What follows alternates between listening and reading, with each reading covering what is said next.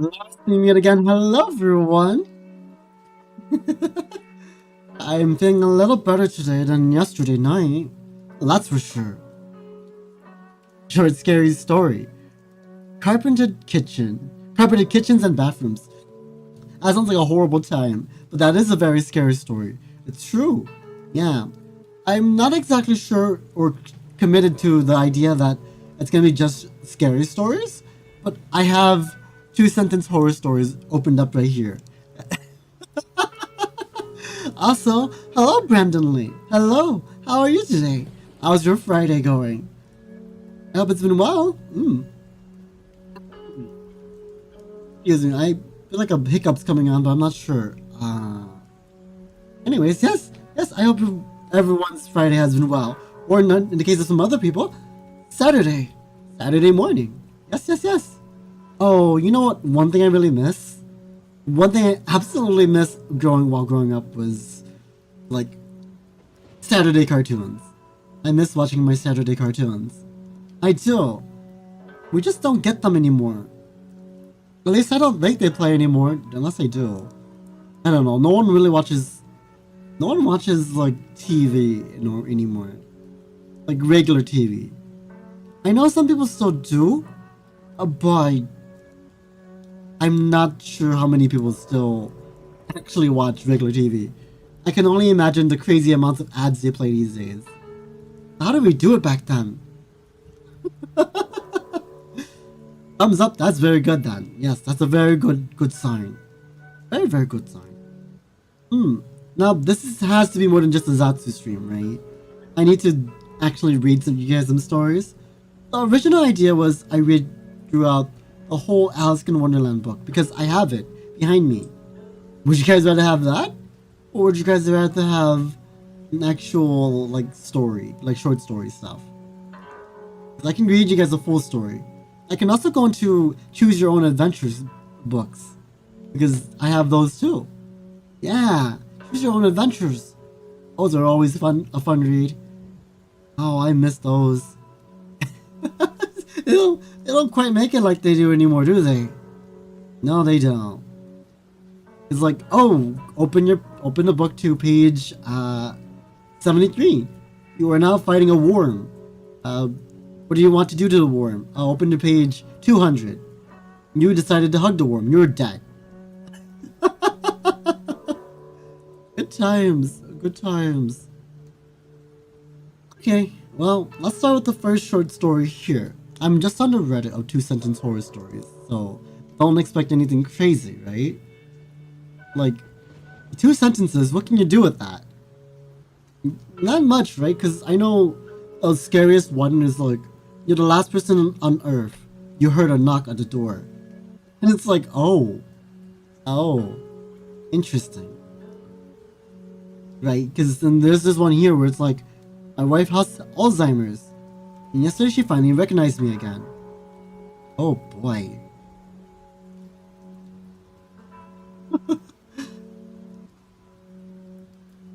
Oh, this one's kind of scary. Grandma came into my room in the middle of the night and told me to follow her home, so I did. When the police found me the next day in the grass, in the grass next to her grave. That's something. You can kind of cheat these, can't you? With the little mark there, a little blink blink. What's the word? Comma. I was gonna say coma. I'm like, that's not right. A literal coma with a coma. You can cheat the system with a coma. Yeah. Let's have a coma. Or how about this one? That one's not that scary.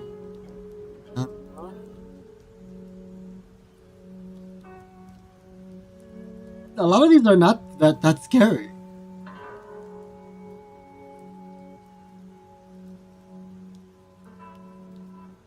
Huh. Maybe 2-sentence stories aren't that scary after all. Or these people are just not that creative. I don't know.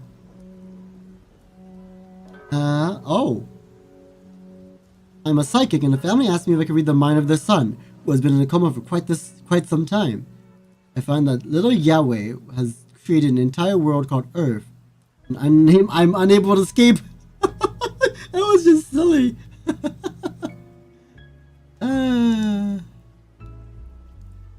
I'm listening to Resident Evil, by the way, like safe rooms and stuff. This was in the mood for kind of eerie, calm, safe room and whatnot. Yeah.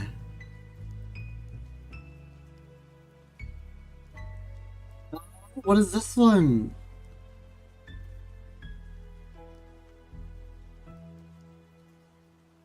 I went back to my date's house after a fun night, but was disturbed to find a collection of taxidermy dogs in his bedroom. I just not so hard to part with my lifelong friends, he explained, as I noticed my missing pug Frank perched stiffly on his nightstand. Yeah, no, these people are definitely kind of cheating with the comma. What did you guys have to eat today, by the way? You guys have anything yummy? Anything delicious? I had a katsu curry bowl. Or katsu curry in general, I guess. Katsu curry. And of course the cake I showed on Twitter. I can't show it here because I don't want to transfer the phone onto my Discord and then download it and then put it on the screen. That's a lot. That's one too many steps for a picture.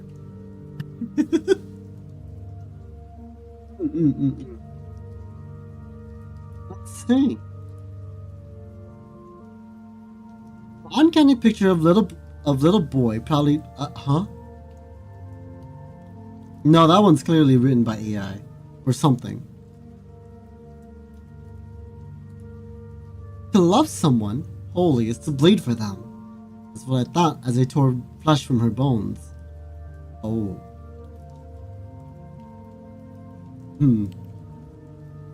Well.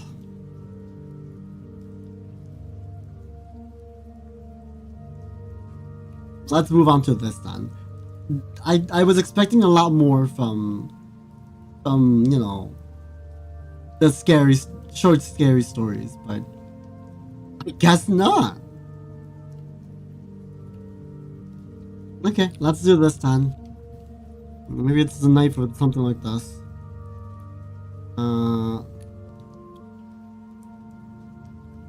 Boink. A boink.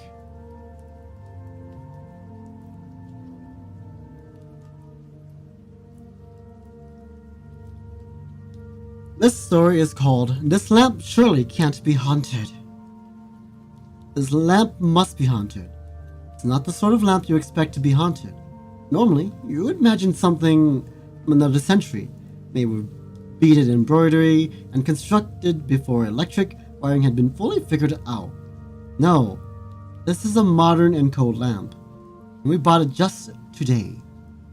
Even before purchasing it, I knew something about it wasn't quite right. I can be quite particular when it comes to color. If the pot isn't the correct shade of yellow, I endure a few sleepless nights before I go straight to the waistband. Not because there was anything remotely wrong with it. A perfectly good yellow pot that was not quite the right shade of yellow into the waistband. Oh wait, yeah, that's right. I've thrown out entire dish sets for this reason. Curtains, clothing, everything I own has to be just right. I'm quite wasteful, but it's not out of carelessness. I'm just sensitive. I can notice something is out of place, even by a little, when it is. That's what I thought too, but there isn't. I lied. The title is a lie. Also, hello, Nabs. I really wish there was. Maybe. Oh, hold on. Wait.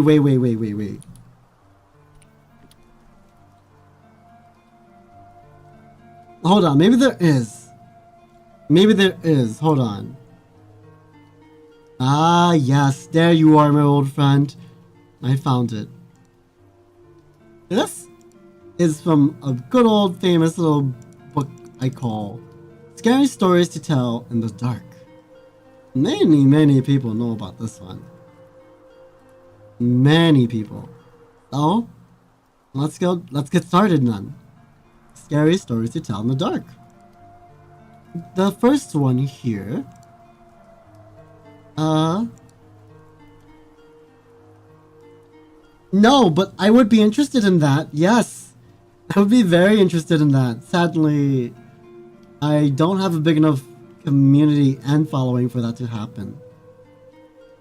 Yeah, I mean, maybe someday, right? Maybe someday. I would like that to happen. But as of right now, no. We're just gonna have to read what we can find online. I mean, the original plan for this stream was for me to read you guys the whole entirety of Alice in Wonderland. Because I have the actual book behind me. Yeah, there's a book. Yes, there's very much a book. It was either that or I read you guys with children, which is a very big book. It's, Or would you rather hear Overlord? Would you rather hear Overlord in light novel form?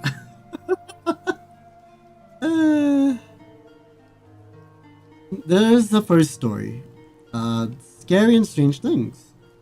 Pioneers used to entertain themselves by telling stories. At night, they might gather in somebody's cabin or around a fire and see who could scare the others the most. Some girls and boys in my town do the same thing today. They get together at somebody's house, and they turn out the lights and eat popcorn and scare one another half to death. Telling scary stories is something people have done for thousands of years. For most of us, like being scared in that way. Since there isn't any danger, we think it is fun.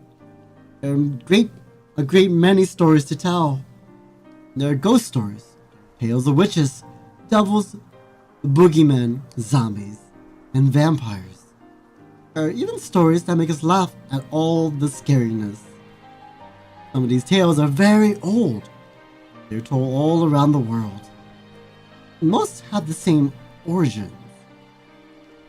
They are based on things that people saw or heard or experienced or thought they did. Many years ago, a young prince became famous for a scary story he started to tell, but did not finish. His name was Maximilius, and he was probably 9 or 10 years old. William Shakespeare told of him in The Winter's Tale. It was on a dark winter's day that his mother, the queen, asked him for a story. A sad tale's best for winter. Oh, this is the boy talking.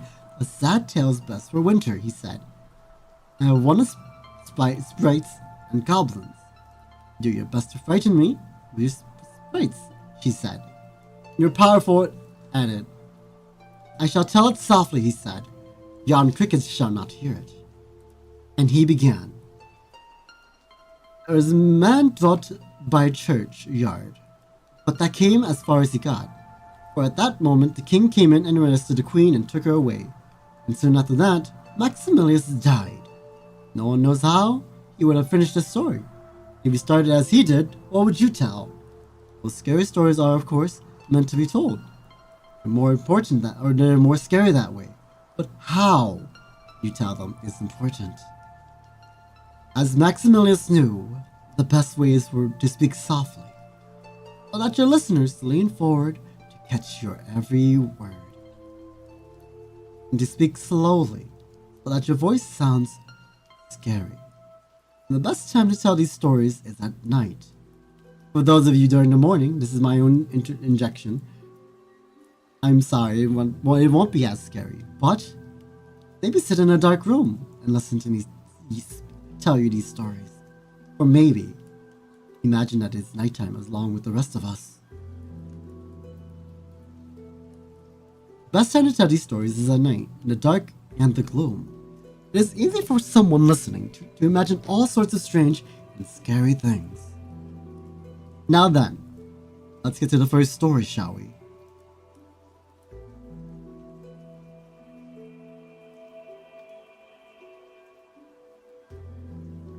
This first story is called The Big Toe.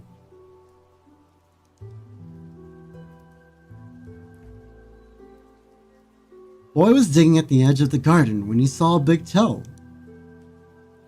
He tried to pick it up, but it was stuck to something. So he gave it a good, hard jerk. It came off in his hand, and he heard something groan and scamper away. The boy took the toe into the kitchen and showed it to his mother. Looks nice and plump, she said. I'll put it in soup, and we'll have it for supper. That night, his father carved the toe into 3 pieces. And they each had a piece. Then they did the dishes, and when it got dark, they went to bed. Why would you eat a toe? Why would... Anyways, the boy fell asleep almost at once. But in the middle of the night, a sound awakened him. It was something out in the street, the voice, and it was calling to him. Where is my toe? It groaned. When the boy heard that, he got very scared. But he thought, it doesn't know where I am. It never will find me. Then he heard the voice once more, only now it was closer. Where is my toe? It groaned. The boy pulled the blankets over his head and closed his eyes. I'll go to sleep, he thought. When I wake up, it will be gone. Soon he heard the back door open, and again he heard the voice. Where is my toe? It groaned. Then the boy heard footsteps move through the kitchen, into the dining room, into the living room, into the front hall. And slowly they climbed the stairs. Closer and closer they came. Soon, they were in an upstairs hall. Now they were outside his door. Where is my toe? The voice groaned. His door opened. Shaking with fear, he listened as his footsteps slowly moved through the dark towards his bed. Then they stopped. Where is my toe? The voice groaned. At this point, you got it. Big Toe also has another ending, where the boy hears the voice calling for its toe. He finds a strange-looking creature up inside the chimney. The boy is so frightened he can't move. He just stands there and stares at it. Finally, he asks, What you got such big eyes for? And the creature answers, you through and through. What you got such big claws for? To scratch up your grave. This isn't that scary. What you got such a big mouth for? Swallow you whole. What you got? These are stories to tell your friends, I guess, in the dark. And that's that one. Again, why would you eat a toe? Why? Interesting. Okay.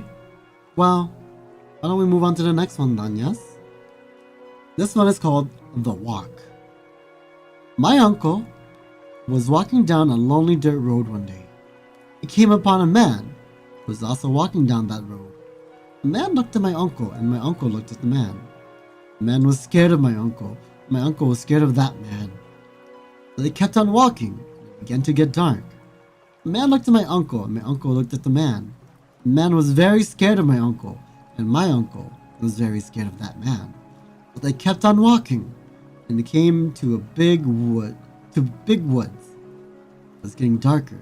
The man looked at my uncle, and then my uncle looked at the man. The man was really scared of my uncle. My uncle was really scared of that man. They kept on walking, and deep down into the woods they went. Getting darker. The man looked at my uncle. My uncle looked at the man. The man was terribly scared of my uncle. And my uncle was terribly scared of... Oh, I'm not going to do that. That's going to peak the mic. It's telling me to scream at you guys. I'm not going to scream,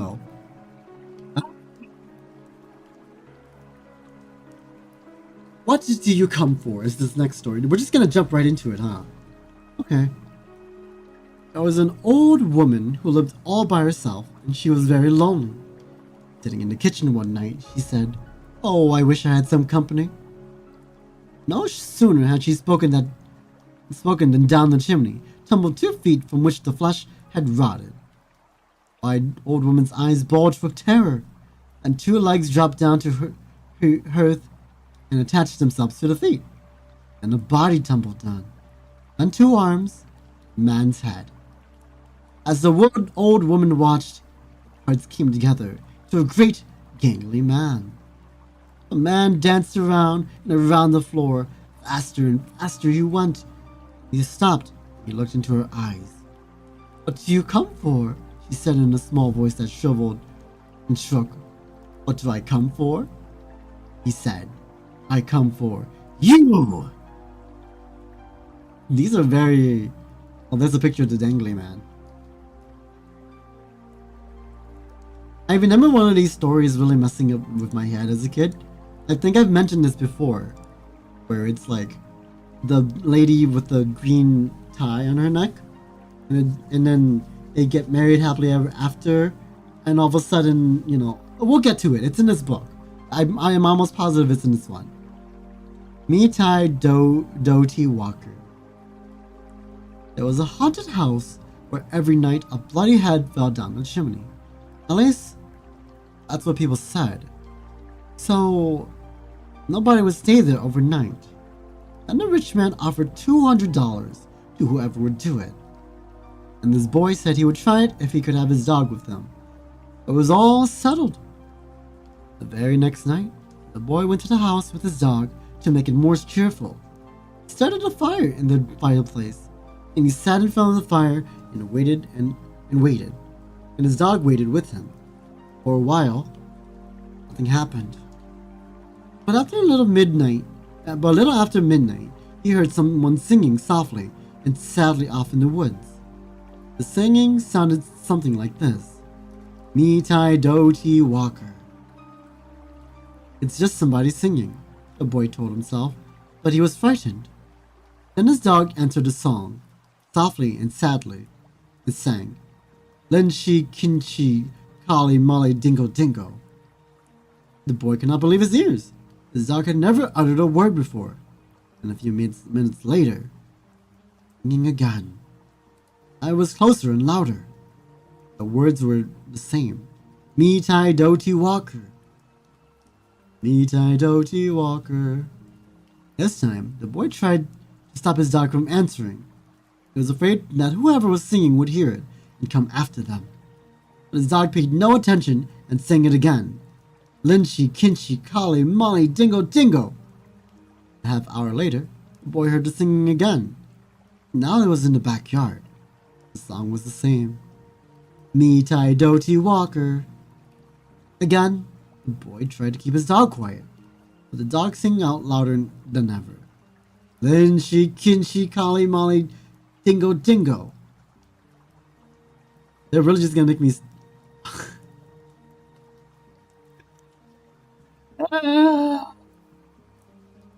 Then the boy heard singing again.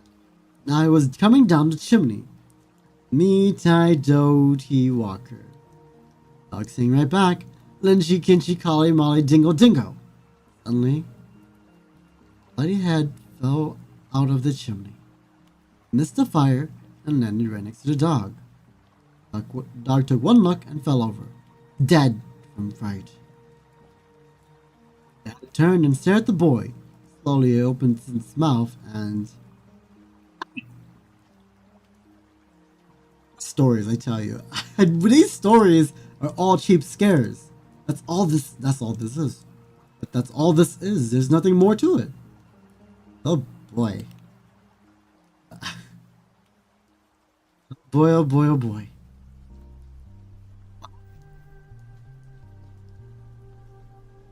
Got a few more minutes of this. This next story is a man who lived in Leeds? What is this song?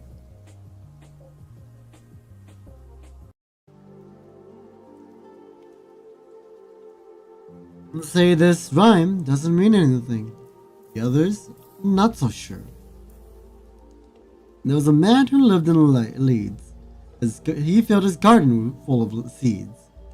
And when the seeds began to grow, it was like a garden filled with snow.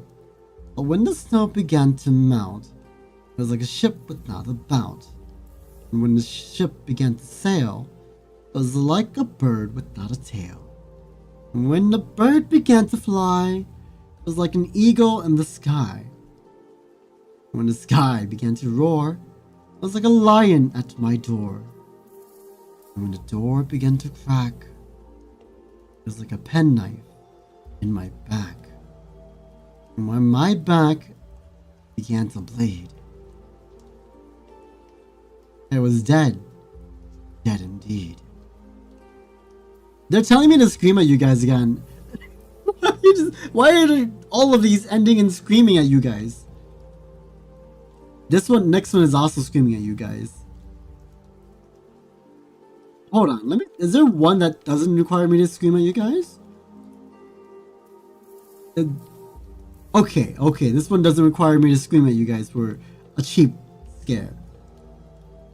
What are these stories? This one is called The Thing. Simple as that.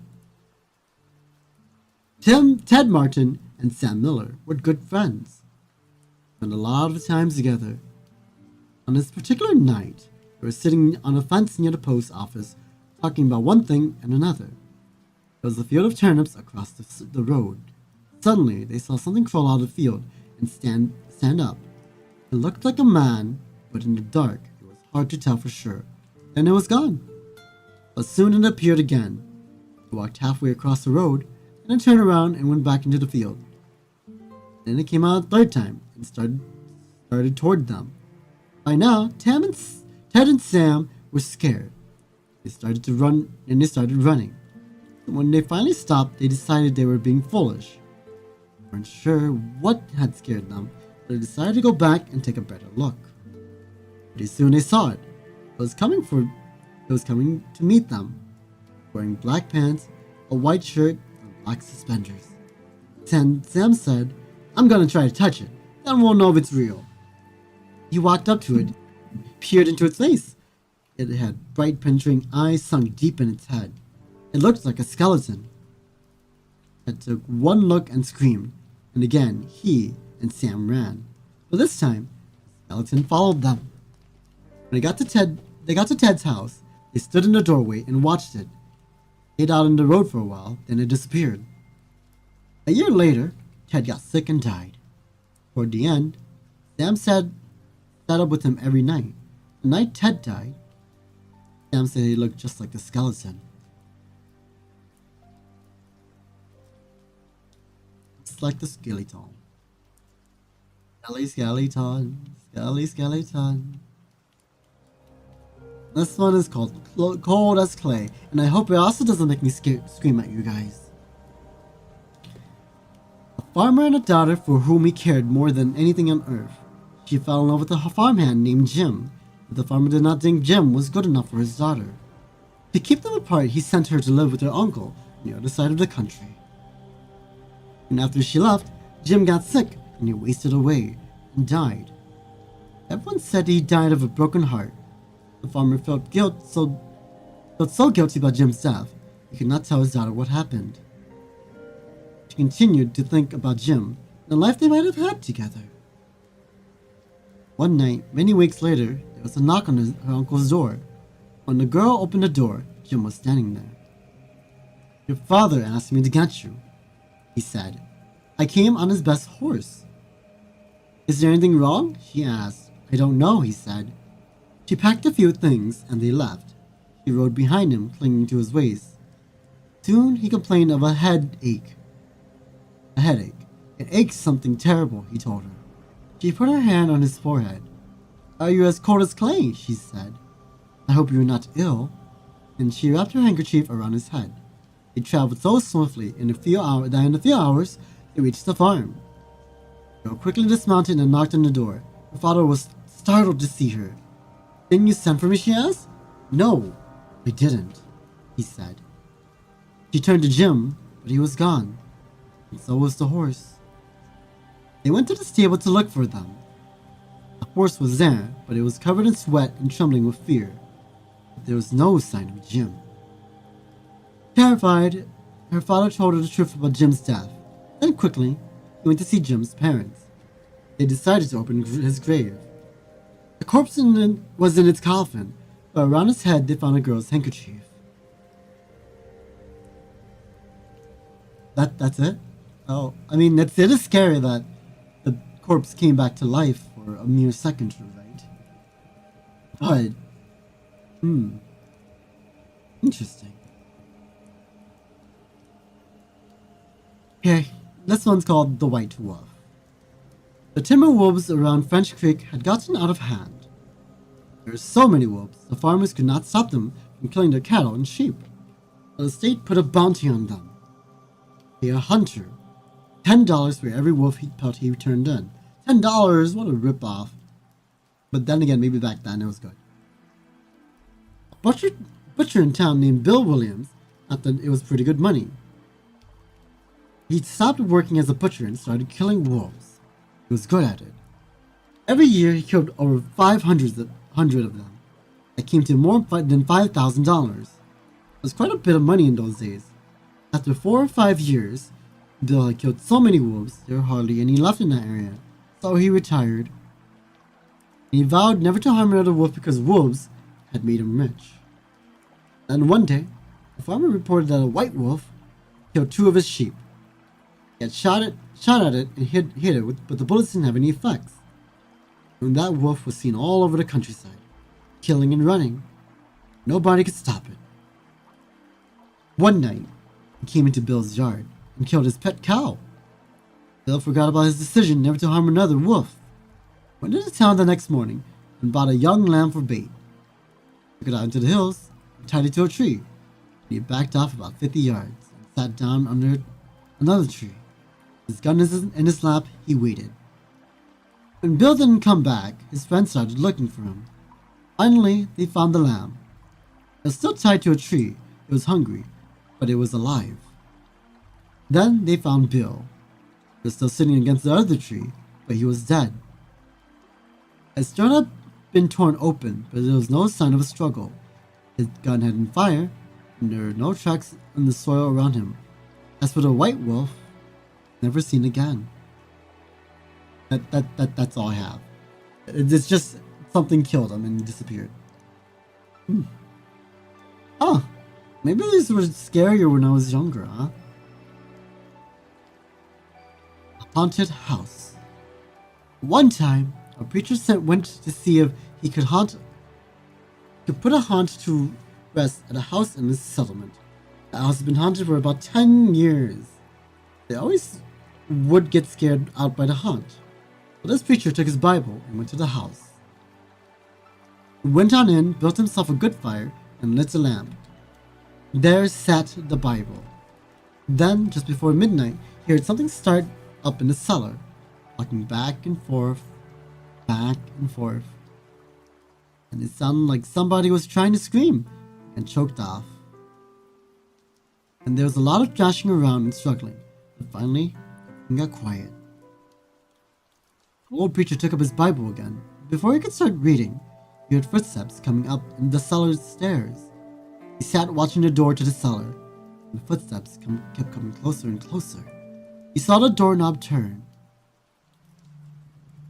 And when the door began to open, he jumped up and hollered, "What do you want?" The door shut back easy like. There wasn't a sound. The preacher was trembling a little, but he finally opened the Bible and read a while. Then he got up and laid the book on a chair and went to mending the fire. And the haunt started walking again. Step, step, step, up the cellar stairs. The old preacher sat watching the door, saw the doorknob turn. And, oh, yeah, that's pretty terrifying to see. And the doorknob turned and the door opened. It looked like a young woman. He backed up and said, "Who are you? What do you want?" The haunt sort of swayed like she didn't know what to do, and she just faded out. Old preacher waited, and when he didn't hear any more noises, he went over and shut the door. He was sweating and trembling all over. He was a brave man, and he'd be able to see it through. He turned his chair to where he could watch, sat down and waited. It wasn't long before he heard the haunt again, to start up again, slowly. Tap, tap, tap, tap. Closer and closer. Tap, tap. It was right at the door. The preacher stood up and held his Bible out before him. And it's not the knob. Oh, I lost my place.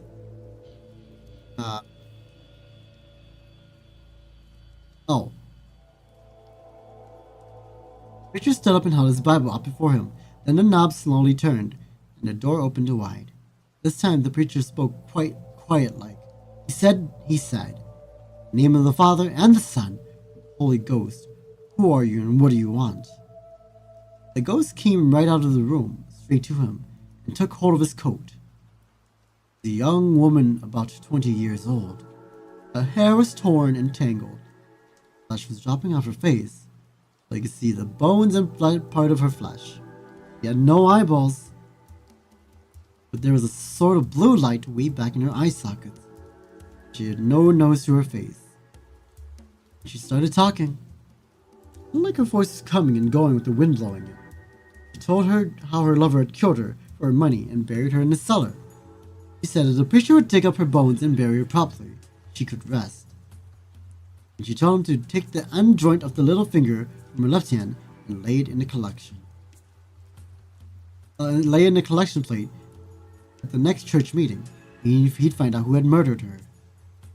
He said, "If you come back here once more after that, you'll hear my voice at midnight, and I'll tell you where my money is hid, and you can give it to the church." The haunt sobbed like she was tired. She was sunk down toward the floor and was gone. The preacher found her bones and buried them in the graveyard. The next Sunday, the preacher put the finger bone in the collection plate, and when a certain man happened to touch it, it stuck to his hand. The man jumped up and rubbed and scraped and tore at that bone, trying to get it off. Then he went to screaming like he was going crazy. Well, he confessed to the murder and took him to jail. After the man was hung, the preacher went back to the house one midnight, and the haunted voice told him to dig under the hearth rock. He did. He found a big sack of money, and where that held onto his coat, the prints of those bony fingers were burned right onto the cloth and never did come out.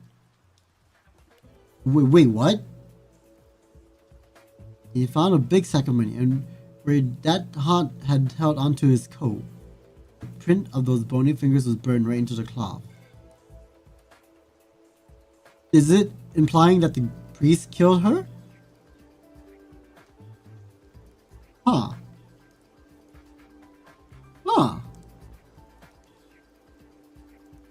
Interesting. Okay. A young man and his wife, this one's called The Guest, were on a trip to visit his mother. Usually, what is going on with this music? This is not calming at all. They had gotten a late start.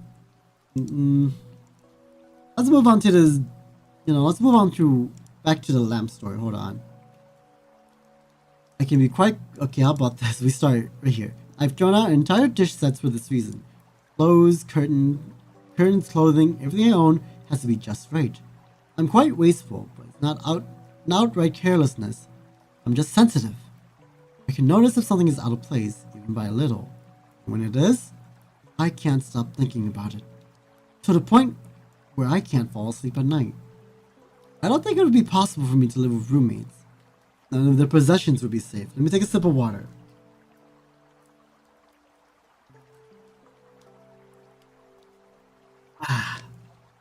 That's good stuff.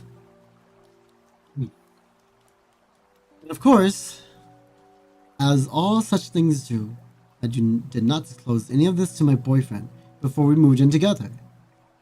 My paranoia about colors and framing and textures and contrast None of this can be shared with someone who had, for some reason, decided that I was the right person for them. Luckily, he didn't bring that much into the apartment. I wonder if he had noticed his kettle being replaced. I'm really trying to hold myself back. Perhaps I could place it in the corner, but one you hardly see when you enter the room, and it could be fine. I'm trying to muster the will to ignore it every day, over and over. The worst part about it is, I have no real excuse for hating this lamp. It is the exact hue of burgundy that I've been wanting. The slick triangular cover is exactly what I've been praying for. Months before Modern & Co. released it as a product. It cost so much that even my boyfriend's jaw dropped when he saw the number. There was no excuse but a little nagging feeling in the corner of my mind. That there is something terribly wrong about this lamp. Something about its presence. And every part of me that normally protests about a color is wrong. When a reflection is not quite clear enough, when there's a slight scratch, or when the place is too dated. Has been absolutely shrieking about this perfect lamp that didn't have the slightest hint of flaw in it. The battle between me and my intuition. My pride held firm for most of the day. I did not breathe a single word of irrationality to my boyfriend. He could never know. I thought I could get away with it. I thought I could be smoother. I could smother the last bit of superstition still embedded in my mammalian brain. But at night, as I tried to sleep, I'm not sure what came over me. A lamp. I felt its presence nearby, its triangular shadow looming from the light of the cars moving past the window. It was there. I was thinking, landing, waiting to strike. I had to watch it. I put on my robe and came into my living room. And now, I'm still here. It was 1:30 in the morning, and I'm watching a lamp. It stares back at me. A presence, almost human-like figure, an oversized triangular head, an unrealistically narrow body. Why can't I go to bed? Why can't I shut my mind down? There must be something wrong with me. I can't be this freaked out by a lamp. I must be imagining all of this. My thoughts race, no longer coherent. Why are lamps so frightening in the dark? I can't give in. A desire to take the lamp and bring it outdoors. Pretend that there was a break in it. That some eccentric lamp enthusiast had come by and robbed the house with either of us noticing. Yes, that could be it. An excuse. A silent burglar. Burglar. Obviously, I'm not thinking straight anymore. I walk over to the lamp that has nothing wrong with it. An innocent lamp that never meant any harm. I would have spent its life calmly standing, patiently watching. Grab its metal frame, and then there's a switch. I understand it. I understand the lamp. I am the lamp. The lamp takes a good look at me, and I stare back. Brown eyes are embedded in a round human head, perched unnaturally on an oversized body that balances precariously on two legs, neither of which has a sufficient base. It lifts me up and carries me out of the apartment. I hit the stairwell a couple of times. My last cries for help. I won't open the doors to complain, but despite that, I am nonetheless swiftly taken outside and left on the curb. Sam turns on and looks at me. Smiles a cold, fluorescent smile. The kind I had never seen on a human face before. And then it turns and re-enters the building. What? Huh? Hold on, are we... This is the best? What's hot? What's hot?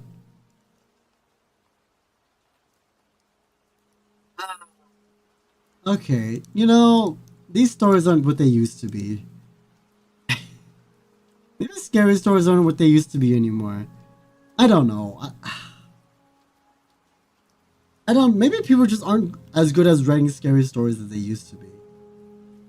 It might be me. It could be me. I don't know. But, okay. I think that's plenty of reading scary, stories in general. I hope you guys had a good time today. Short stream, I know. Only 50 minutes. But, hey, it's better than a 10-minute or 2-minute stream. Alright, thank you for coming, you guys. I'll see you guys tomorrow, maybe, to make up for that stream I missed yesterday. If not, then I'll see you guys next week, okay? Okay. Today's knowledge of the day is, go write a story. Yeah, go write a story. Alright, do with that as you will. And as always, my little Tokians. Until next time, bye-bye!